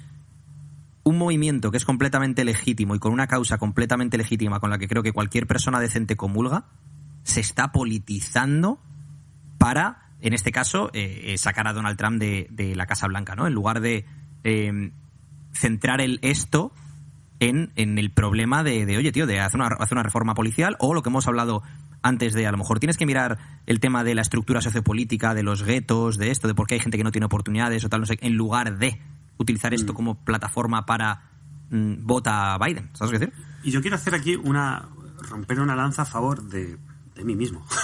No, de lo que voy a decir, que es, tenemos una manía, los seres humanos, o la gran mayoría, que es la asunción directa de una postura extrema. Es decir, yo pienso X y en cuanto tú me lo rebates, o tengo que rebatir lo que estoy hablando o tengo que expresar lo que estoy hablando, automáticamente, como empieza a explicarme, me empieza a tirar hacia uno del lado o blanco o negro. No me puedo mantener en un gris neutral abriendo opiniones, ¿no? Entonces, más me explico, más me voy hacia un lado, más me voy hacia un lado. Entonces, que nosotros estemos hablando de esto es como ha dicho Edu al principio. No es porque digamos, no, las vidas de los negros no importan. No, lo que estamos haciendo es, hay un debate político, vamos a intentar inspeccionar cada una de las partes, ver qué es lo que no nos gusta y lo que sí nos gusta de cada uno y tomar una decisión. Pero no por estar diciendo esto automáticamente pasamos al lado opuesto. Y a mí eso es algo que me molesta, que me crispa muchísimo. Eso es lo que has explicado tú ahora de la situación en España, por ejemplo, de cualquiera. Ahora mismo en España, si no estás de acuerdo con la gestión del gobierno del PSOE y Podemos, eres facha. Pero vamos a ver, que han muerto 50.000 personas, que se ha gestionado de una forma pésima, que esto no va de si eres... o sea, ahora mismo, si no estás de acuerdo con el PSOE o Podemos, es que tú votas al PP o a Vox, ¿verdad? Y en plan, yo llevo sin votar desde 2004, hijo mío. Lo que pasa es que lo que está haciendo esta gente es vergonzoso. Lo que pasa es que hay situaciones que tienes que las tienes que denunciar. Y si las denuncias, tanto si lo hace uno como si lo hace el otro, ¿no? O sea, esto es decir, la gente, para esto es muy forofa y muy como de equipos de fútbol, ¿no? Es en plan, si tú eres del Madrid, eso no quita que Messi sea un jugador brutal de fútbol. Por mucho que tú seas del Madrid, y si eres del Madrid, y por ejemplo, no sé, quien sea jugador del Madrid, es que no estoy siguiendo ahora mismo la liga, pero como voy a hacer ahora, pero no sé quién del Madrid está haciéndolo fatal. No porque seas del Madrid vas a decir que ese tío es el mejor en su puesto. Pues no, lo está haciendo fatal. O sea, quiero decir, la gente para estas cosas tiende mucho a lo que dices tú, ¿no? Es también un poco política de identidad, ¿no? Tú asocias un color a tu identidad, todo lo que esa ideología dice o todo lo que ese color dice, como es tu identidad, si alguien lo rebate te sientes atacado, tú a nivel personal, porque están atacando tus principios o tus valores. Y el problema de esto es como algunos políticos se aprovechan de esto para dominar a la masa, porque son capaces de decir tonterías y soplapolleces varias, pero lo hacen en nombre de la democracia, o en nombre de la justicia, o en nombre de... y se apropian de palabras. A mí no me mola nada cuando veo políticos que se apropian de la palabra justicia social, se apropian de la palabra sé, o sea, lo de justicia es una muy clara, la de igualdad es otra muy clara, y es en plan, pero ¿tú quién eres para decir lo que es igualdad o no es igualdad? ¿Tú quién eres para decir lo que es justicia o no es justicia? Y cualquiera que no esté de acuerdo con tu enfoque automáticamente es una persona que está anti-justicia, anti-igualdad, anti lo que sea. No estoy de acuerdo con esa forma de verlo, pero creo que es lo que dices tú también, es tendemos a tirar hacia esos extremos y también tenemos ese sesgo cognitivo de que queremos que confirmen nuestros sesgos, es decir, queremos que confirmen lo que ya creemos. Entonces, en lugar de pararte a pensar y decir, joder, me están manipulando y están diciéndome lo que quiero escuchar y me están metiendo dentro del barco de lo que sea que es ese barco, y a lo mejor yo tengo un pensamiento crítico, independiente, y estoy de acuerdo con esto, pero no con esto, y estoy de acuerdo con esto, pero con esto, te metes en ese barco porque tenemos ese tribalismo innato, el ser humano, ¿no? De querer pertenecer a una tribu. Yo aquí tengo una teoría sobre cómo intento hablar con personas de política o de cualquier idea, que es la teoría de las canicas, la llamo yo, ¿no? Que es al final, yo tengo diferentes ideologías que, de hecho, bueno, cada uno tenemos diferentes compartimentos sobre una misma idea que pueden ser contrarias, ¿no? Yo puedo pensar, tema de impuestos, puedo pensar sí a los impuestos y no a los impuestos, y en mi cabeza que resuenen de la misma forma, ¿no? Entonces, para mí es tener una mano de canicas, una mano llena de canicas, y decirle al de enfrente, toma mis canicas, manoséalas, pruébalas, juega con ellas, tíralas al suelo a ver si das, y después me la devuelves. Con ese juego de niños que es, vale, venga, rebáteme, dime, ¿qué opinas? ¿Cuál es esto? Tal. Y con esto lo que consigues es formar tu mente con la pelota y la mermelada, que la pelota no te devuelva exactamente tal cual las lanzado contra la pared, que no había nada de mermelada, ¿no? Que te aparezca con, anda, mira, pues coño, no había pensado yo, macho, en este lado, ¿no? En este porcentaje. Sí, es que además al final hablas con cualquier persona que se sienta identificado con un partido político o algo así, y tristemente, más veces que menos estás hablando con esa persona y las respuestas que recibes son las cosas que ha dicho el político. No es lo que ha dicho, o sea, no es lo que piensa el votante. Yo, por ejemplo, tengo en ciertos aspectos de mi ideología, algunas son de izquierdas, algunas son de derechas, que tampoco diría que es así, no me gusta categorizar izquierda y derecha, simplemente son cosas que pienso que partidos que se consideran de izquierdas lo tienen en su programa, cosas que pienso que partidos que se consideran de derechas lo tienen en su programa. Y al final, si tú votas a lo que más está de acuerdo con cómo tú piensas, independientemente de que sea un partido A o B, si alguien se mete con ese partido, tú no te deberías de sentir como atacado. Al final, tú has puesto tu confianza en ese partido porque es lo que está más de acuerdo con cómo tú piensas. No es he votado a este partido porque es un partido de izquierdas o de derechas. Porque es mi equipo, ¿no? Porque sí, llevo el escudo en el pecho. Sí, o sea, me parece como... hacen mucho ruido las personas, que al final también, por eso van a por ellos, los políticos, para que les voten. Hacen más ruido las personas que no piensan por sí mismas que los que... Al final, los que pasan del tema a nivel de discutir con la gente... es porque saben que no vas a conseguir nada. Quien ha votado a alguien y quien en las primer minuto del debate te dice las cosas como te las dice, ya se sabe que no le vas a cambiar de opinión ni edad, ni es que tengas que cambiarle, pero vamos, si me estás diciendo todo lo que te ha dicho, lo que acaba de decir Pablo Iglesias esa mañana en Espejo Público, es que no estoy discutiendo contigo, estoy hablando con alguien que me está repitiendo lo que ha dicho Pablo Iglesias. Está leyendo el periódico, ¿no? Sí. Yo aquí, es que es un ejemplo tontísimo, ¿vale? Es una analogía tontísima, pero a mí me acuerdo... ¿Os acordáis aquel partido de Ronaldinho en el Bernabéu? Que creo que metió que metió un hat-trick y se levantó todo el Bernabéu a aplaudir. Sí. Eso es. Y el Bernabéu. Al día siguiente las imágenes de los dos tíos del bigote. ¿Os acordáis de esos dos tíos que se levantaron a aplaudir y los sacaban en la prensa en plan, ¡buah! Fijaros lo que ha pasado. Y yo, que siempre he seguido mucho más baloncesto que fútbol, era como, ¿y qué puta novedad es esta? Y hablando con colegas me dicen, claro, es que en el Bernabéu la gente se levante a aplaudir algo del Barça, tiene que ser algo espectacular. Que ¿no? ha metido 3 goles. O sea, claro, en plan. y eso pasa también. Pero porque Ronaldinho ¿por qué no se hacía... pasa eso más a menudo, ¿sabes? Pero porque Ronaldinho se hacía querer también, porque por su personalidad no era un tío sucio, no era un tío que generase polémica, no era un tío... O sea, porque por ejemplo Messi le pegó un pelotazo a la grada del Bernabéu. Y eso el Bernabéu no se lo perdona, ¿no? Entonces, independientemente de que luego sea muy bueno, le pegó un pelotazo a la grada una vez. Por lo que sea, le hicieron una falta, le haría una falta, pues a alguno de estos, no voy a decir nombres, de las suyas, y el tío se rebotaría y le pegaría una patada al balón y pues le dio una señora, tío. O sea, es que pues eso el Bernabéu no se lo perdona, ¿no? Pues Ronaldinho en ese sentido tenía una personalidad como mucho más agradable, ¿no? Pero eso es lo que dices tú, ¿sabes? Es que tú deberías estar viendo un debate en el Congreso y en lugar de estar viendo un debate en el Congreso como los míos y los enemigos, tendrías que estar diciendo, joder, mira este tío qué válido es, me da igual el partido, qué válido es este tío, mira lo que ha dicho, es que tiene toda la razón con lo que ha dicho este tío. O este tío no estoy de acuerdo con este tío, por esto a lo mejor es del partido con el que teóricamente simpatizas, pero es que lo que este tío lo que está diciendo es una tontería como un piano. O sea, es que no. Y de hecho, ese es el ejemplo, ¿no? De si tú, por ejemplo, estás viendo un partido del Madrid y tú eres del Madrid. Yo me acuerdo, la gente se frustraba muchísimo con Higuaín, porque el tío se fabricaba oportunidades él solo y luego las fallaba. Y la gente se frustraba y le llamaba de todo. Entonces, si sois tan forofos con la política como con el fútbol, al menos esa parte del fútbol llevárosla a la política. Si el de tu equipo resulta que la está liando, critícale como criticarías a un delantero de tu equipo cuando no mete el gol. ¿O no? ¿O a ese le defiendes a capa y espada como sea, de la manera que sea, solo porque tu identidad se ve atacada si no? Es que ese es el gran problema que tenemos. Sí. Y eso yo creo que se solucionaría con lo que he dicho antes de votar para ministerios en lugar de votar partidos. Porque en ese caso, muchos de los votos empezarían a ser votos a diversos partidos. Y a lo mejor votarías a 3 partidos distintos, en total, para los ministerios. Y de repente dices, oye, va, es que ya no eres de tal partido, es esta persona, este fulano para esto, esta otra señora para esto, este otro para tal, y ya no tienes ese attachment, esa sensación de pertenencia a un partido, porque no estás votando a un partido o a un color, estás votando a gente con una determinada mentalidad en esto, ¿no? Por ejemplo, dices a lo mejor lo que decía Nico, ¿no? Para algunas cosas políticas de izquierdas, entre comillas, y para otras de derechas. Que a lo mejor quiero que el ministro de Economía sea de, entre comillas, derechas, y sin embargo a lo mejor quiero que el que se encargue de políticas sociales sea de izquierdas, por ejemplo, si lo quieres mirar desde ese punto de vista. Y a lo mejor quieres que el que sea el ministro de Justicia sea lo más apolítico posible, la persona que menos se haya manifestado sobre su ideología en determinados términos. O sea, ¿cuál es el problema? Que vivimos en una democracia, entre comillas, que realmente no es una democracia como tal, porque al final tú estás votando gente que se supone...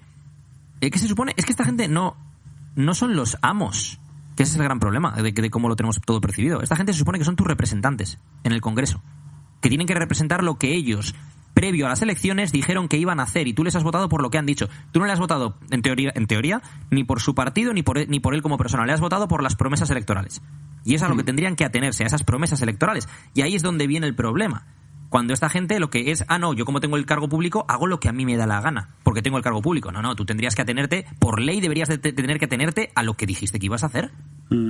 Oye, pues con este minuto, concretamente, acabamos de batir el récord del podcast más largo de el último. ¿La urticaria bien? Te doy el cuello un poquito. Me embadurno ya antes de empezar. Sí, ya le veía la vena ahí hinchándose a Carlos. Sí. Oye, pues Nico, un placer haberte tenido esta vez en vivo, porque siempre te tenemos el podcast, dado que eres el que maneja los hilos y el que nos pone las voces bonitas. Muchas gracias por haber venido, tío. Nada, muchas gracias a vosotros. Hablando de voces bonitas, Edu, no te oigo mal la voz para nada, ¿no? ¿Dónde está la bronquitis? Sí. No, la semana pasada... ¿Te mandé nota de audio la semana pasada? Sí, escuché, estabas jodido. La semana pasada estaba jodido. De hecho, es más... exceptuando el hecho de que se me iba la voz con la bronquitis, le digo a mi novia de broma, digo, la verdad que tengo una voz mucho más masculina ahora, ¿eh?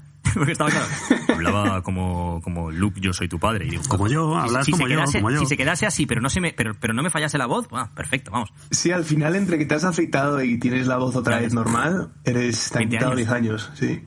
Me he quitado fácil, tengo 34, me he quitado fácil 14 años. Claro, es que la gente no me está viendo, es que llevaba una barbota que te cagas hasta esta mañana, y entre que me la he afeitado y se me ha quitado la voz esa de Constantino Romero, pues... Es que cuando... Ya me entenderás cuando te hagas más mayor, Nico. Hay veces que dices, joder, a ver, ¿cómo hago para parecer más joven? No, ha sido... Pero sí, tampoco eres mucho más mayor, ¿eh? No... Ha sido... Nada, ha sido lo de la barba, básicamente. Ha sido que estaba un poco, pues... cansado de ella. Siempre pasa lo mismo, me la dejo crecer. Esto lo voy a decir, es una chorrada para el podcast, pero seguro que hay mucha gente que le pasa. Me la dejo crecer al principio por pereza, porque yo me afeito una vez a la semana, cada 2 semanas, o me la recorto más que afeitarme y tal. ¿Qué pasa? Que luego cuando lo dejo crecer más tiempo, te encariñas con la barba. Es como si fuera un proyecto en el que has trabajado. Cuando llevas un mes y dices, joder, pero es que si me la quito ahora voy a tardar otro mes en que crezca. Y como si hubieras trabajado en ello. Simplemente es esperar, pero ya está. Pero ya dices, joder, es que si me la quito ahora voy a tardar. Y eso es lo que me había pasado esta vez. Por eso no me la quería quitar. Hasta que luego llegó un punto en el cual ya digo, bueno, y siempre pasa lo mismo. Ahora me volverá a saber dejarme la barba otro mes o algo así, porque no me afeitaré en 1 semana y media y ya empezará a ser un proyecto en el cual estoy trabajando. Bueno, en la segunda cuarentena lo haces, ¿no? No tientes, Nico, no tientes, joder. Otra vez no. Bueno, pues ahora, Nico, métenos la música. Nos despedimos de ti. Muchísimas gracias por haber estado aquí. Muchas gracias a los dos. Ha sido un placer y vamos, la verdad es que encantado de haber formado parte del podcast por fin.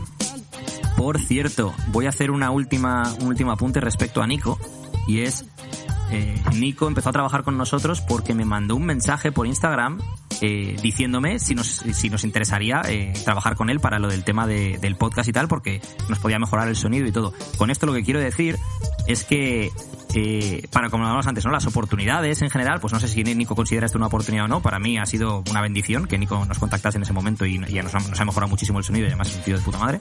Pero que las oportunidades no vienen a llamar a tu puerta normalmente, sino que tienes que ser tú el que llama y el que dice, oye, yo me dedico a esto, ¿os interesa esto o os interesa lo otro, tal y cual? Porque si no preguntas, la respuesta es no. Si preguntas, puede ser un sí o puede ser un no. El no lo tienes ya, al final. Pregunta. Sí. Y acabas de abrir la puerta de la turra en tus mensajes de Instagram. Buah, tío, es que tú no ves mis mensajes de Instagram. Me llegan mensajes... Hay mucha gente que quiere tu trabajo, de hecho, Carlos. O sea, me llegan mensajes de mucha gente que me quiere hacer la web, que me quiere hacer los vídeos, que me quiere hacer no sé qué, que me quiere hacer tal. Te hacen una proposición de negocio, ¿no? Bueno, de todo tipo. Me llegan algunos que son mensajes, otros que son vídeos. Otros que es un mensaje que ves que es un copia y pega que le habrá mandado a 50 personas y a uno le contesté en plan... si me hubieras mandado un mensaje un poco más personalizado, a lo mejor te hubiera escuchado. O sea, te lo digo como consejo. Para la próxima vez que le mandes un mensaje a alguien con quien quieras trabajar, asegúrate de que miras un poco de qué va su contenido antes, o cómo es su página web, o cómo es esto, antes de ofrecerte hacer esto o lo otro. Bueno, al final también, si dicen las cosas como las dicen, es que hay gente que pica y, ¿sabes? Suena perfectamente, lo lees y suena, estoy seguro, que un mensaje en cadena, y si lo hacen así es porque les ha funcionado alguna vez. Van probando, o incluso muchos pensarán... Porque claro, hay mucha gente que yo en Instagram suelo contestar a todo el mundo o a casi todo el mundo, lo que puedo ver, pero casi todo, ¿no? Y mucha gente me dice, joder, tal, una cuenta grande... Tampoco consigo yo tener una cuenta grande, pero bueno. Jamás contestan, muchísimas gracias, no sé cuánto están. Entonces yo creo que hay mucha gente que mandarán mensajes a cuentas pues como la mía y más grandes pero no les contestará casi nadie. Entonces dice, ¿para qué voy a hacer el esfuerzo de mandar un mensaje personalizado, de mirar su contenido y tal y cual, si el 90% no me van a contestar? Pues lo mando así, y si alguno me contesta, pues perfecto, y si no, pues nada. Pero ahí también es otra parte, que es, hay una frase, la dice mucho Tim Ferriss respecto a negocios y tal, que es el scratch your own itch, que es ráscate tu propio picor, ¿no?